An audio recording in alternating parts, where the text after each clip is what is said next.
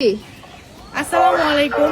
আজকে আবার অনেকদিন পরে আমি আমার নিজের বাড়িতে আসছি। এসে দেখতেছি আমার মেন গেটটা একেবারে দেখেন কি অবস্থা। লক্ষ লক্ষ টাকা দিয়ে বাড়ি কিনে যদি সে বাড়িতে না থাকা যায় কখনো সে বাড়ি সুন্দর থাকে না।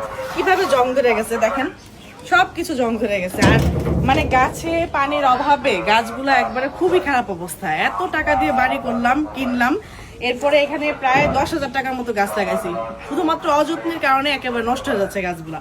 পানি আমি ভাবছি বৃষ্টি হয়েছে, তো আমি আসলে জানতাম না যে এদিকে বৃষ্টি হয় নাই, তো এই কারণে গাছের যে অবস্থা। আর দেখেন আমি প্রতি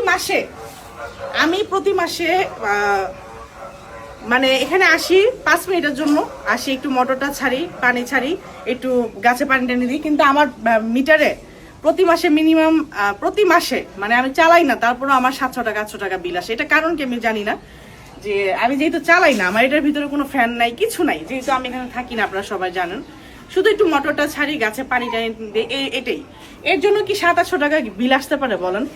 এরপরও আজকে আবার দেখতেছি যে আমি ছিলাম না, এই যে বাচ্চা কাচ্চা আইসা, পোলাপান আইসা, আমি এখানে বালি যে রাখছি গুছায়া, যে নেক্সট টাইমে যখন বাসার কাজ করব তখন আমি এগুলা সবকিছু মানে এগুলা ওটার সাথে অ্যাড করবো আর কি।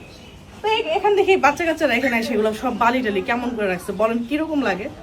মানে নিজের না থাকলে নিজের বাড়িতে আর মানে বাড়ির কোনো হাল হাকিকত থাকে না।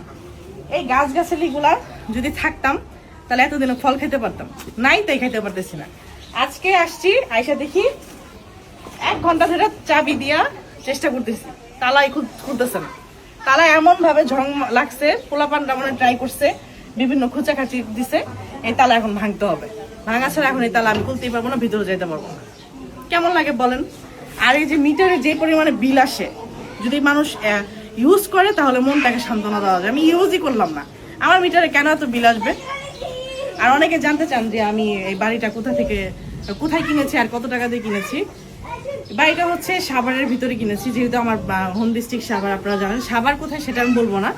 আর এটা হচ্ছে আপনারা তো জানেন সাভার প্রপারে জমির ডিসিম শতক কত করে বিক্রি করে, আপনারা তো একটা আইডিয়া আছে, এটা ধারণা করে নেন। আমার এখানে 3 শতক জায়গা আছে।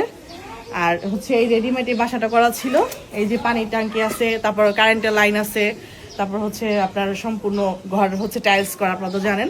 এটা আপনারা আইডিয়া করে নেন যে কিরকম টাকা লাগতে পারে আমার এই বাড়িটার পিছনে। আর এই যে মেইন গেটটা, এটাকে কিছুদিন আগে আমি রং করছি, তারপরে এটার যে একটা পরিস্থিতি দেখেন, রং টং জইলা কিরকম লাগে। আর ওই যে মানুষের গাছগাছালির ফুল ফল সব আমার টিনের চালের উপরে দেখেন, ওই যে মানুষের গাছগাছালি সব আমার টিনের চালের উপরে। এই পাতা পুতা পড়া আমার নতুন বাড়ির টিনের চাল একবার অবস্থা না জাহাল। সবকিছু আপনাদের কাছে একটু শেয়ার করলাম, আমার ভালো লাগতেছিল না, তাই ভাবলাম একটু আপনাদের কাছে বলি, হয়তো বা ভালো লাগবে। একটা পরামর্শ দিবেন সবাই। ধন্যবাদ সবাইকে।